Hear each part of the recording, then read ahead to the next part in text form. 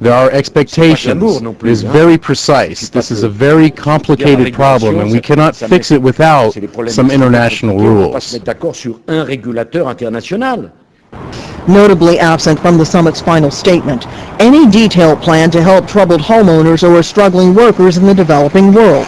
That wasn't expected, but with economists projecting a global recession that could last upwards of 2 years, one might be justified in asking whether these leaders really feel the urgency of the situation. Rosalind Orton, Aljazeera, Washington. Well, let's get a European perspective on all of that. Max Keiser is a financial commentator based in Paris and joins us live. Max, positive words there from the world leaders. Will the financial markets be cheering on Monday morning? No, Bush misspoke. He said that the world's economies were hit hard. That's not true. The world's counterfeiting schemes were hit hard. The bond counterfeiting schemes from Wall Street and the City of London were hit hard. The counterfeiting schemes have been exposed.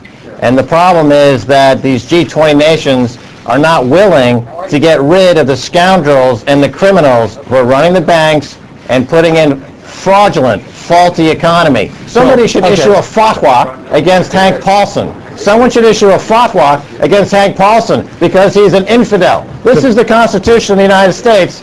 He's not obeying the spirit of the Constitution. He's issuing counterfeit money, counterfeit bonds. That's why the global economy is in such a sad shape. The man is a financial terrorist.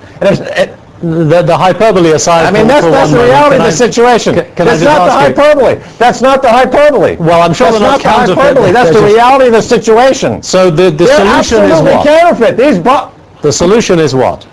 You have to go into a court of law and take Hank Paulson and Goldman Sachs up for financial terrorism, put them in jail. This is counterfeiting. They're issuing bonds that are absolutely non-collateralized. There's $500 trillion in derivatives with no collateral. That may be one response to Hank Paulson, but as far as the international global economy is concerned, we have matters like, should the IMF be reformed? Should countries like China and India have a bigger say in regulation and moderation of the global markets? Did any of these get addressed, and are these the way forward?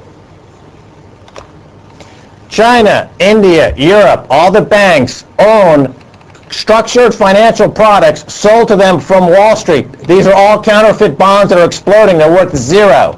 For example, they have no way of selling these bonds because they have zero value. As a result, they dump oil. And oil, because they're dumping oil to pay for these fraudulent bonds, the price of oil has dropped and these developing nations are suffering because of this counterfeiting scheme that has zero value. Bush is completely incorrect when he says the global economy is suffering. It's the global counterfeiting scheme that's suffering. These guys are criminals. There should be a fatwa against these guys. He's an infidel. Hank Paulson, his head should be bouncing down the Capitol steps.